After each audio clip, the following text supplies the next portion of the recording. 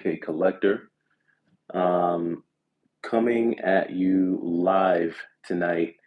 I'm currently editing a video. I've got a couple weeks worth of footage to break down and edit and get into a full-on video for you guys. So usually those videos take me some time, and I've actually just been kind of going through and chopping up some of the footage.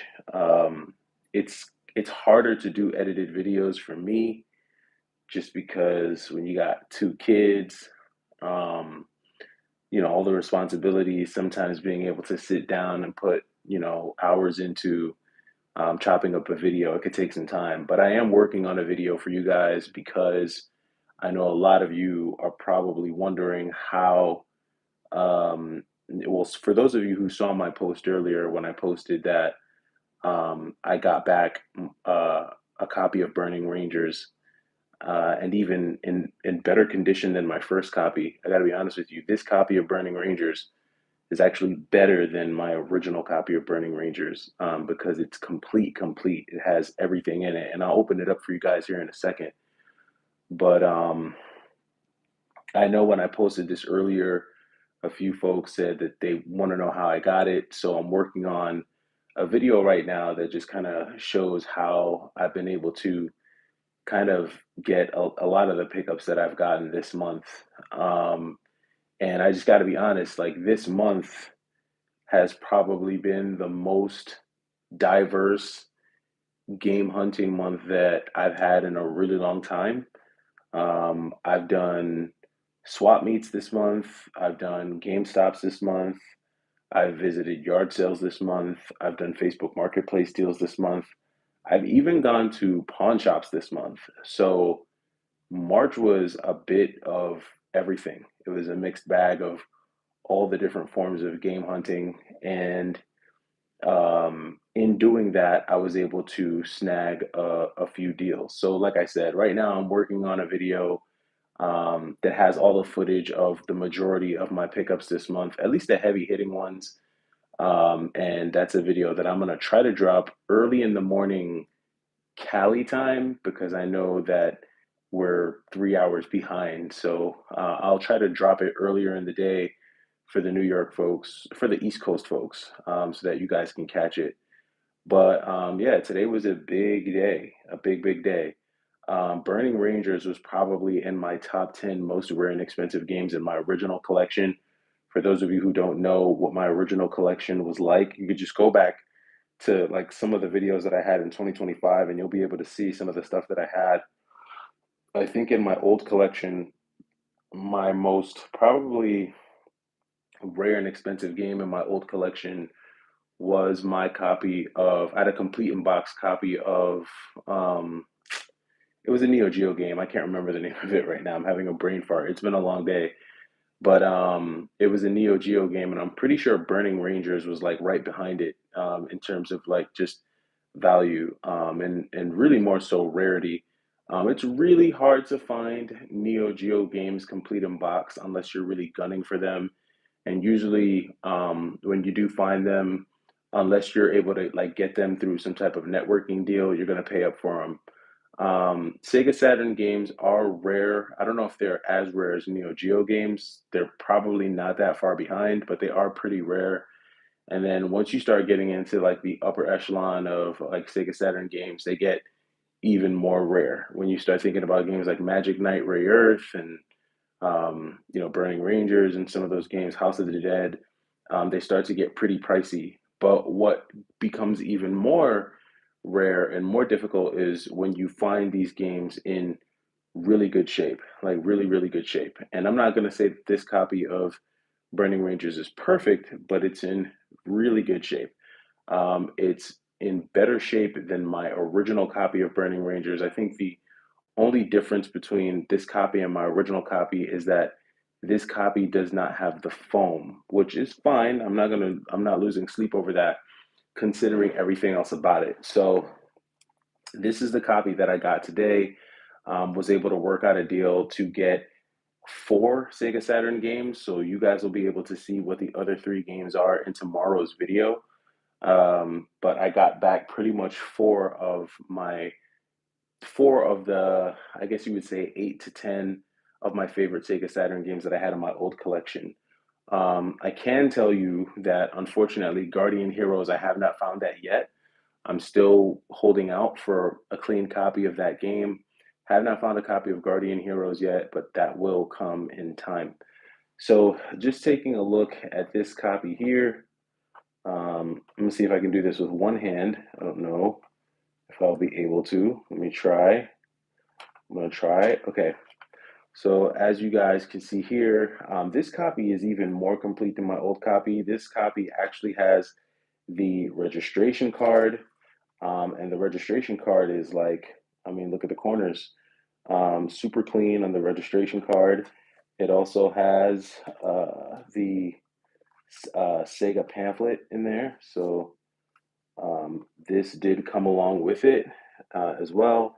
Again, very clean. The collector that I got it from is very OCD about his games. So he took good care of it. And then I'm just going to show you the corners of the manual, and the edges are very clean. I'm not going to take this out right now just because it'd be just too much to do with one hand.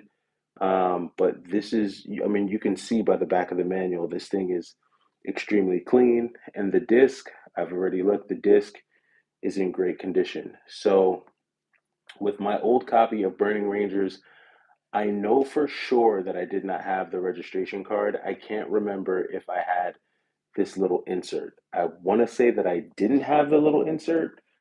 Um, yeah, I want to say that I didn't have it, but I definitely had the manual. And my old copy was in pretty good condition.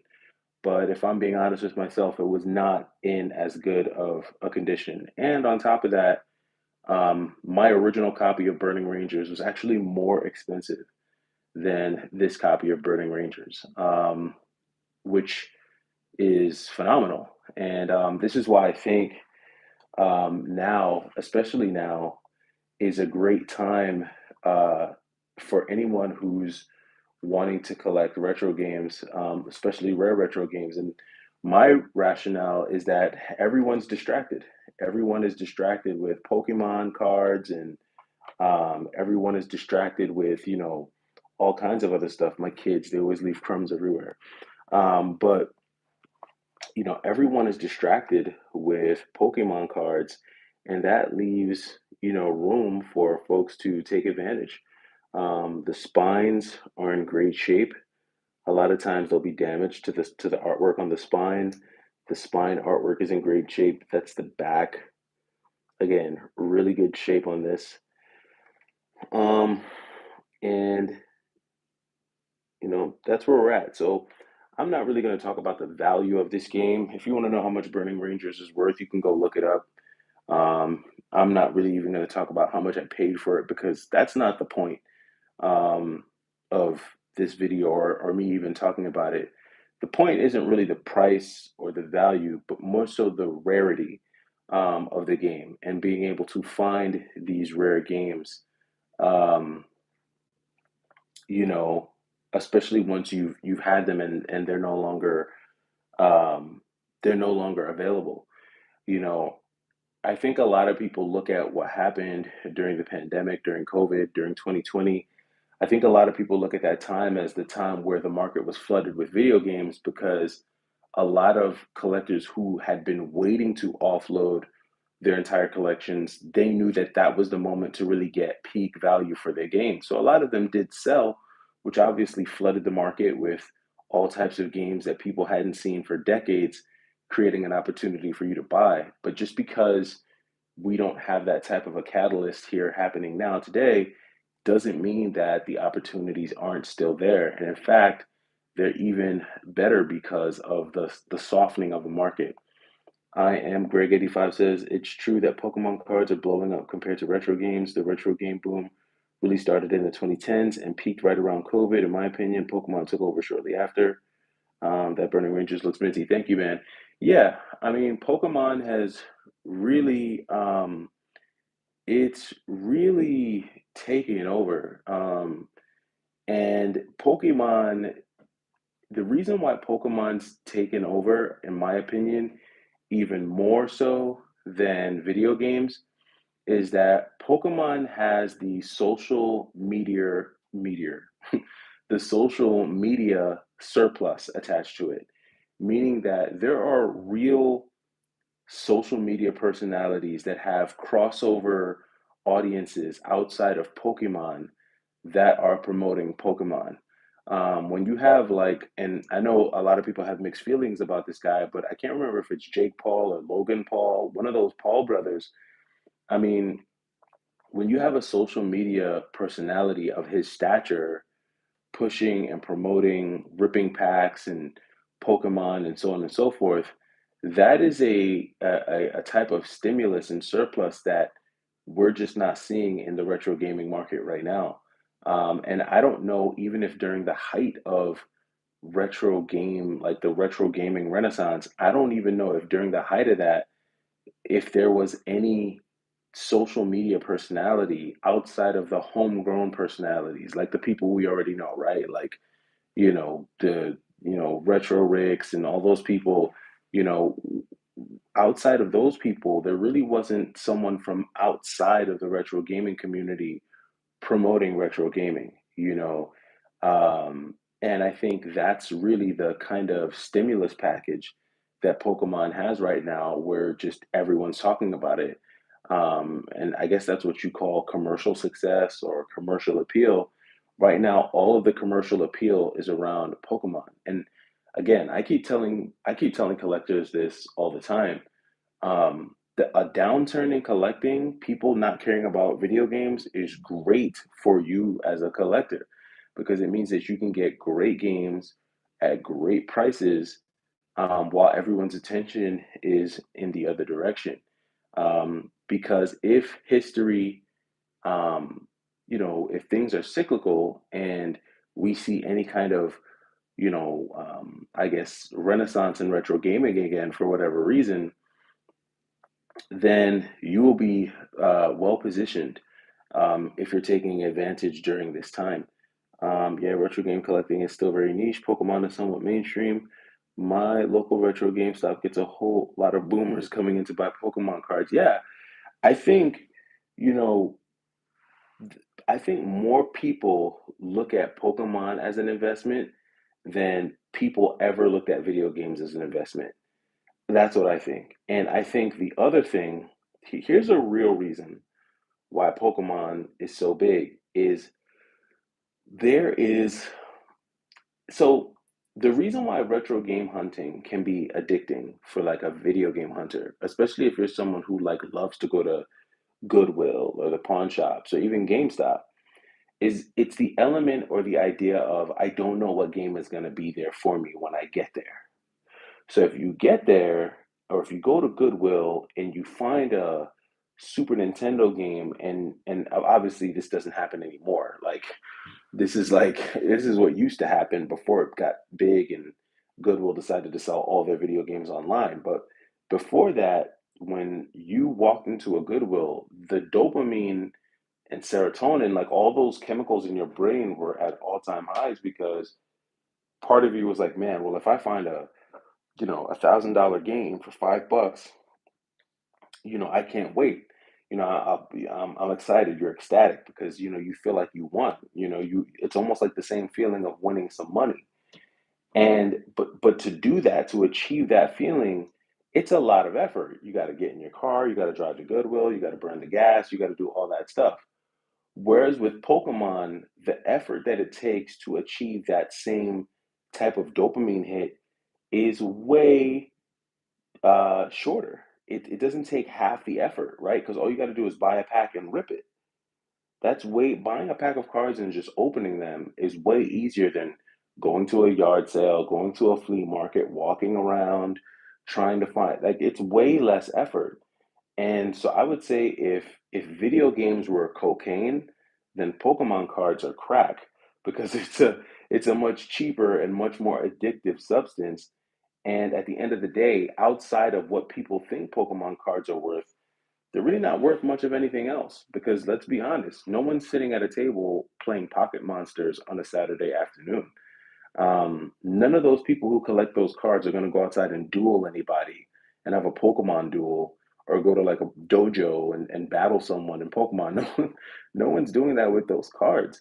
And so the utility I find with a lot of the Pokemon stuff is just not there. And I think that's the difference with retro games. And that's a big part of the reason why I don't collect sealed retro games. Like I mentioned in the beginning of the live stream, I got four Sega Saturn games today, and I could have got a fifth.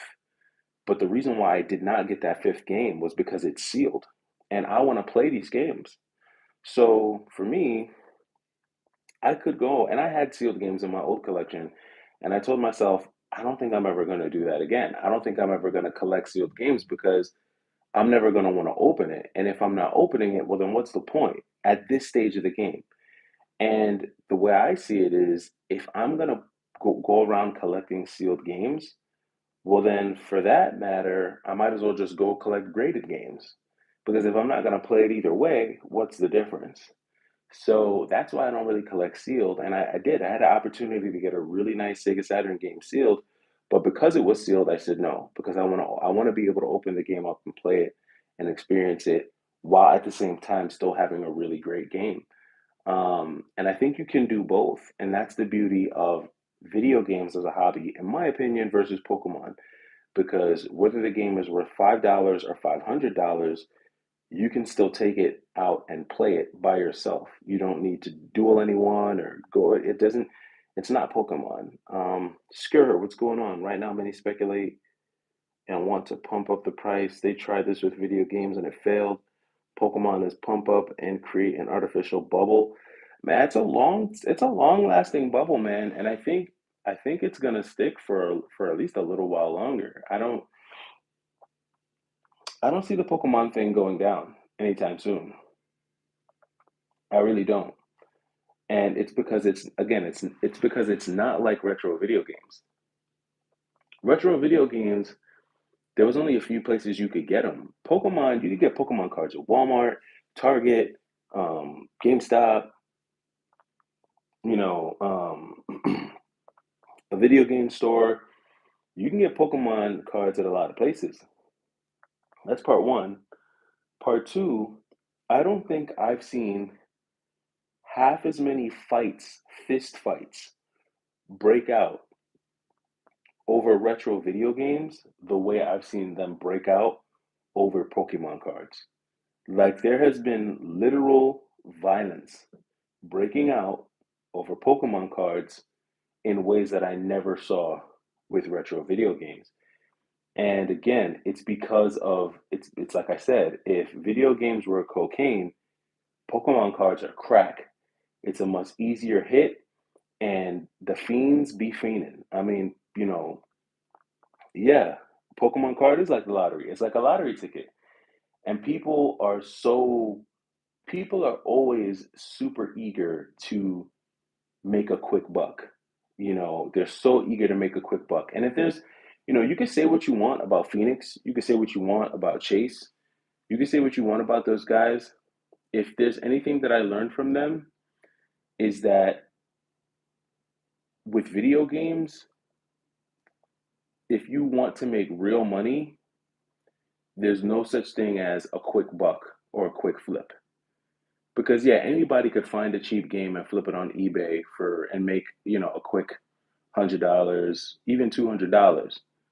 But if you're wanting to build a business around it, there's no such thing as quick. It's not quick. It requires a lot of work. It requires a lot of patience. It requires a lot of sourcing. It requires having systems. It requires networking. There's a lot more that goes into the hobby of retro game collecting that you just don't see in Pokemon cards. And ultimately, there is less control over the retro video game market in terms of inventory than there is when it comes to Pokemon cards. Pokemon cards can be manipulated like crazy.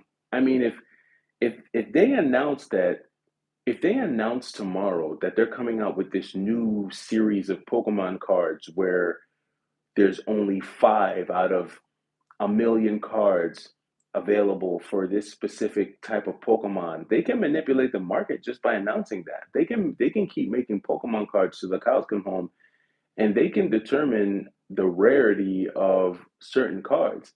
And they know that if they were to say, if the creators of Pokemon cards were to come out tomorrow and say, we're going to be releasing this new pack with, let's just say they decided that they were going to, release a new series of Pokemon cards, and one of those cards actually had like real gold plating on it. Oh my God. Do you know like the mass hysteria that would be going on right now?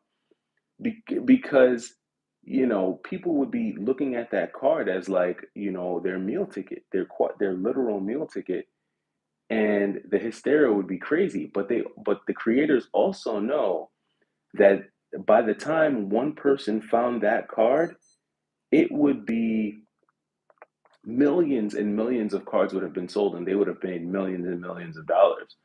And I think in that way, that market can be manipulated. Retro video games, because they're so finite, they can't really be manipulated. Like, no one can really come on the scene and make more Sega Saturn games. I mean, they can make fake ones, but no one's gonna want that, right? So I that's the other thing I like about video games is they're a little bit more of a controlled market still. Um, there's a finite number of these games. There's only so many of them around left, and as time passes, they will become more and more scarce. The same can be said with Pokemon, and they can decide, how much to raise or lower prices. And when I see the hysteria around Pokemon cards, I really, it really feels like the whole tulip bulb. And for those of you who are young, if you don't know what the tulip bulb craze was, just Google tulip bulb craze and you'll see. There was a time in history where everybody thought that tulip bulbs were going to be worth all kinds of money, and so when everyone went out and spent their life savings on tulip bulbs, only for everyone to realize that they were worthless, and so many people lost their life savings. And I think the same could be said with Pokemon cards for real, because let's be honest. If a person has 10,000 Pokemon cards, maybe 100 of those cards are worth more than $500. Maybe, maybe 100 of those cards might actually be worth some money. And I think the same thing goes with video games too. Like I look at,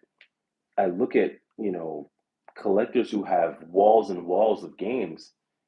And if you're collecting for value, like if you're collecting because you want to have a valuable collection, the reality is that you can't look at the total sum of your collection. Meaning you can't look at the let's say you have I don't know, let's say you have 1,500 games, but let's say 800 of those games are worth less than $20. I can tell you right now, no one will buy those games. Like if you put them on eBay right now, they're gonna sit there. You would have to mark those games down to $10 a piece. You'd have to like cut the price in half for anyone to want to buy that. The only games in your video game collection that are actually valuable that people really want to buy are gonna be the rare ones. It is what it is. And I'm saying this as a person who's literally sold 1,300 games recently, where a good chunk of those games weren't worth more than $30. And I had to sell the rare games for the buyer to buy those games that were worth less than $30. And let's just be honest, you can go into GameEye right now. If you go into GameEye and you look up, like, pull up like the GameCube library, or pull up the Wii library, pull up whatever library you want to pull up. But I would say that maybe less than 10% of every retro video game library is worth over $100 each per game. And that's again, this is only if you're collecting for value. I'm not talking about the gamers. I'm not talking about the folks who collect games for nostalgia. So please spare me with that stuff. I'm talking about people who collect for value. If you're collecting for value, Stop wasting your time buying games that are $20 and $25 because no one's going to buy those games. If you had to liquidate tomorrow and sell those games, no one's going to buy them. They just won't. Um, they just won't.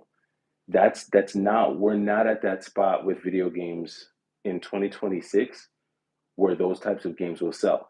In 2020, yeah, those games probably would have sold. In 2020, $25, $30, even $40 games, those games probably would have sold.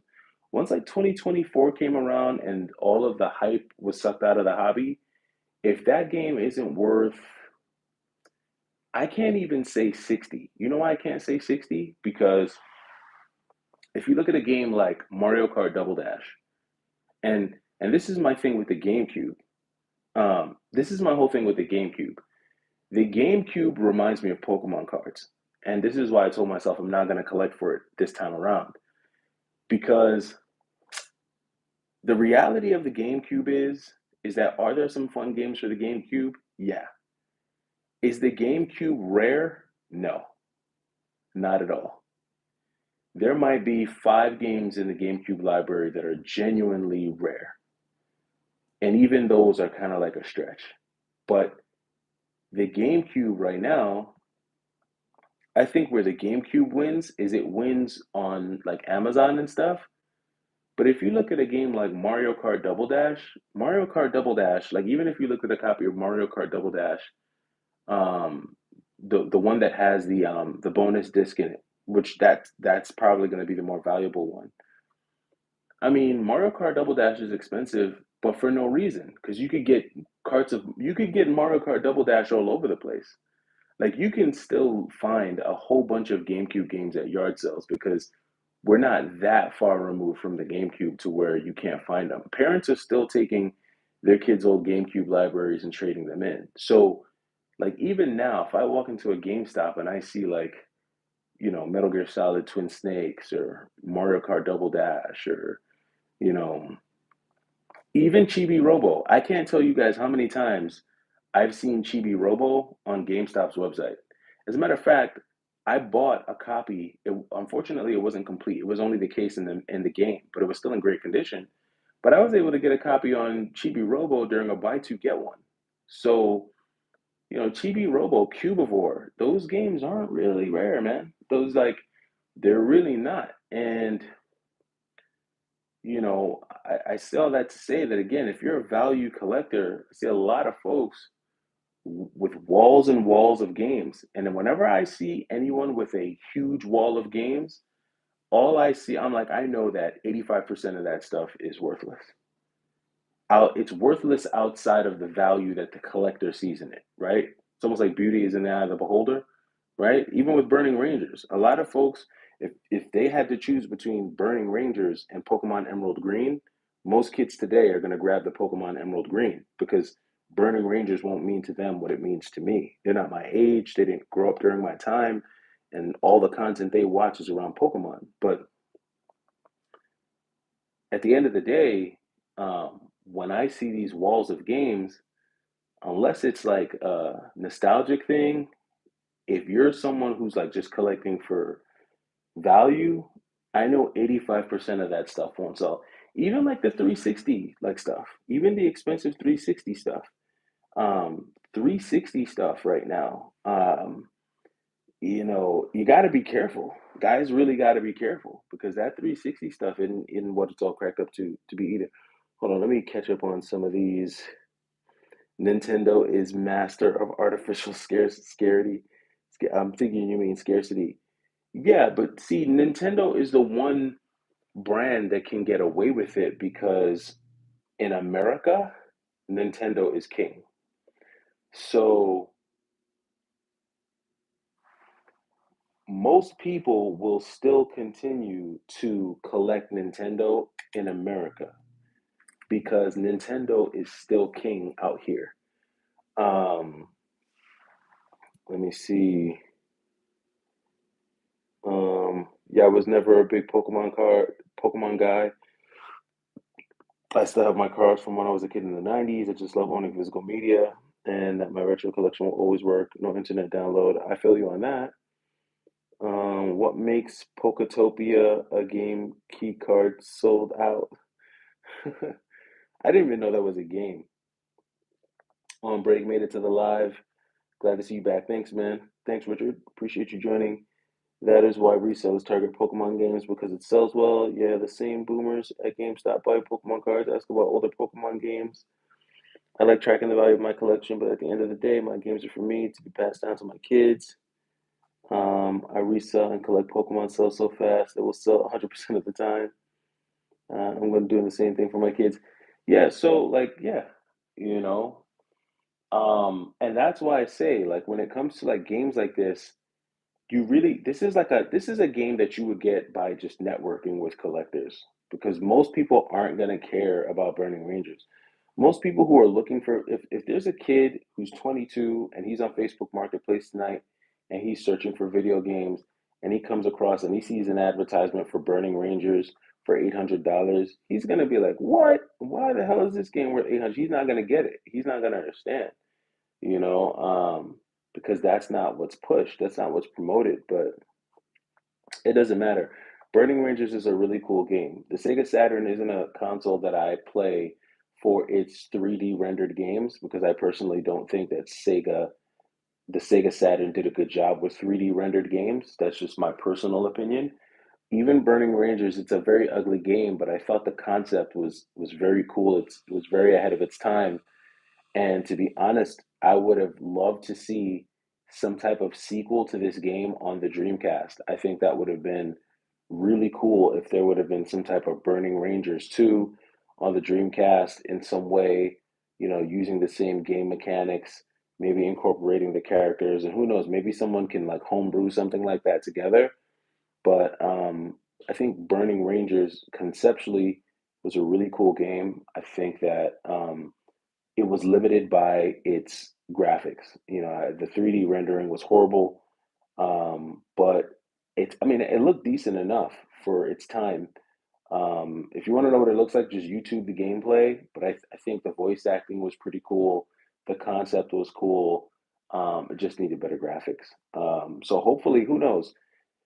Maybe they come out with, you know, a new version of this game. I don't. This is not a game that I think will ever get any type of port. Like, I don't think they're ever going to port this to anything. I don't see this game being ported to the Switch or anything like that. It's just not one of those types of games. And that's kind of what I like. I do like the fact that this is one of those games that's kind of like in the cut, probably won't get a remaster, probably won't get a port. It's just, you're going to have to know about it and really kind of look for it. Um, Pokemon have huge target audience from the females to kids. The pool is much bigger than the franchise. I agree. It's a cool game and it's a nice collector piece. Those are the nice ones to go for. Games that are both good in value. I don't understand dropping on rare shitty games. However, Nintendo price out many of their fans. We will see a decline. Fortnite is losing money. You know, I'll let you guys know this. The person that I bought this one is a game developer. I actually bought this from someone who works in gaming. So their collection is bonkers. You know, this is a duplicate for them. They have multiple copies of this game. So let just let that sink in, right? So um, you know, that's kind of what we're dealing with here. But at the end of the day, it's one of those things where, you know, this is really gonna be if you think about the generation that is into this stuff. This generation is in their like 30s, maybe 40s. By the time this generation is in their 50s and 60s, we don't know where these games will be, how many will be around, what the price of value or value of these types of games will be. So we just gotta see. Let me see. However, Nintendo. Okay, I think I read that. But that does it for me. I'm gonna get back to editing this video for you guys so that I have it ready for you all for tomorrow. Let me know what you guys have picked up. I'll catch you in the next one. It's the Y2K Collector. You guys take it easy.